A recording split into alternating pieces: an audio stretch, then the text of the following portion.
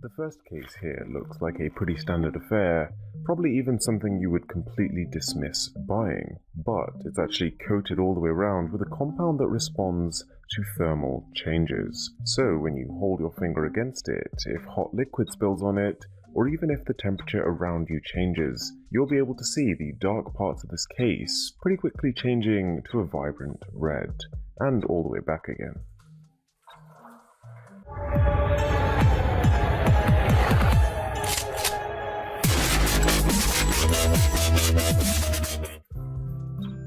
The second case is equally, if not more crazy, in its own way. It comes with a separate box containing what looks like a metal business card, but inside the main box, what you're getting is even more surprising. Inside this metal outer casing, we've got the Advent Gold, a $1,500 bumper case. To call it a little crazy would be an understatement. It's made using machined aerospace grade 5 titanium with a gold titanium nitride coating.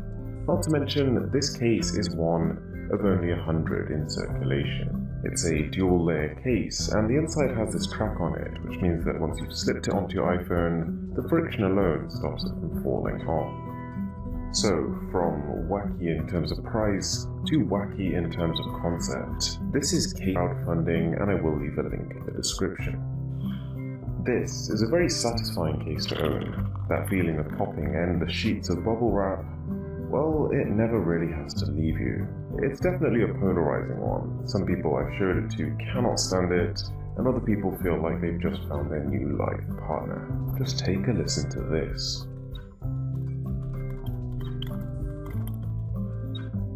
To be really honest, I have no idea what kind of person this case was made for.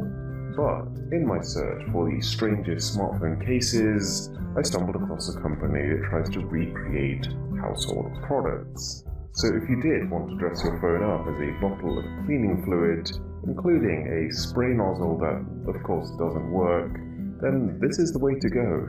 It's completely dumb, very pointless, and I pity the person who's trying to fit this in their pocket, but at the same time, you can't argue that it isn't eye-catching. Now we've got a case that is ridiculous, but in an impressive way.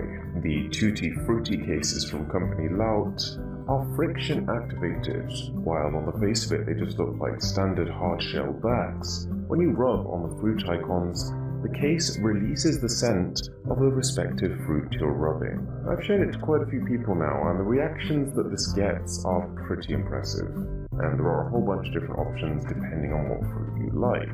On a slightly unrelated note, I really like the mineral cases by the same company.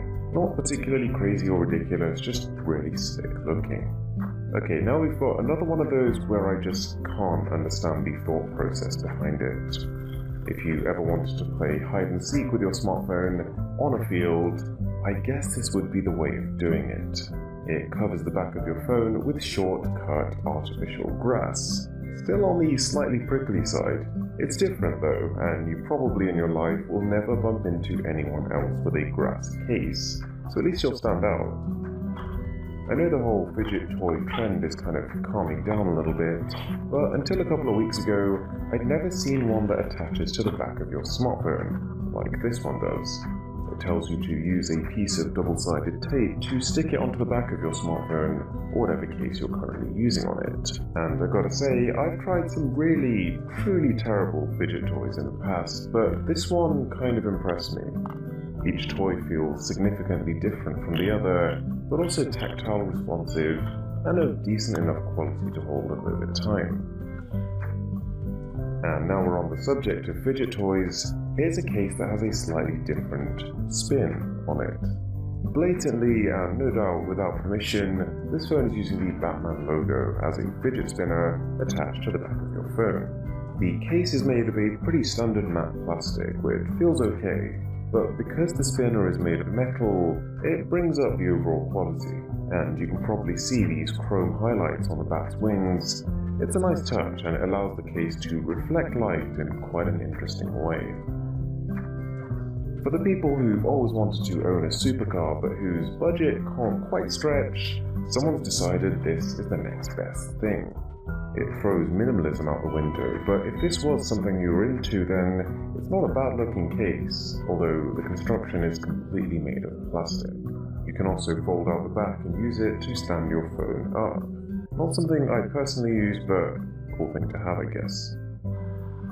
This next one is going to split people into two groups, those of you scratching your head wondering why on earth you would bother, and others who decide in an instant that they actually want one. Essentially, it is a battery-powered games console attached to the back of your smartphone.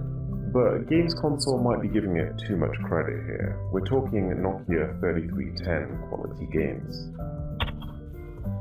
When I saw this case for the first time, I almost had to just take a minute, just to appreciate the vast pointlessness of it. It is a single, solid, dense silicon chunk, so as you can imagine, pretty heavy, pretty uncomfortable to hold, in the shape of an ear.